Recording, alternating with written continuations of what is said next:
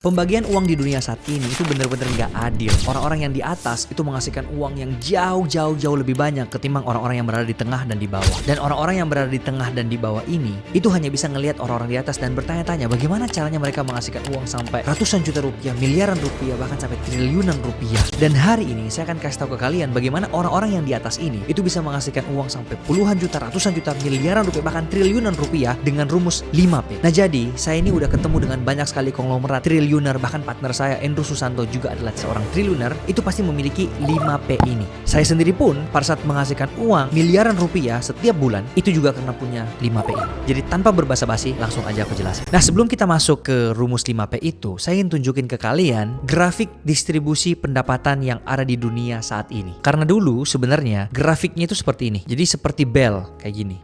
Nah jadi ini lebih merata, tapi gara-gara kita sekarang ada di era teknologi atau di era sosial media nih, maka grafiknya berubah seperti ini, yang sangat-sangat eksponensial, sangat-sangat berbeda. Teknologi dan sosial media merubah segalanya. Oke, sini saya jelaskan dengan grafik yang ada di dunia saat ini. Jadi, kebanyakan orang itu berada di area ini nih.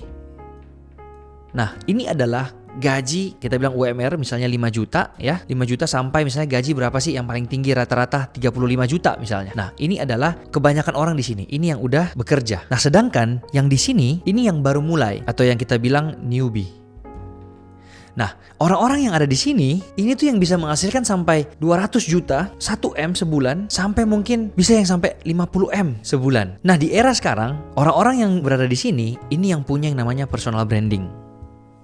Dia tahu cara memanfaatkan sosial media itu bagaimana. Nah, setelah ini saya akan mengajarkan kalian bagaimana dengan rumus 5P tadi itu kalian bisa mencapai level yang ini nih. Yang orang-orang yang punya personal branding yang bisa menginfluence banyak orang dan tahu cara memanfaatkan sosial media di era sekarang ini. Nah, kebanyakan orang gagal itu kenapa?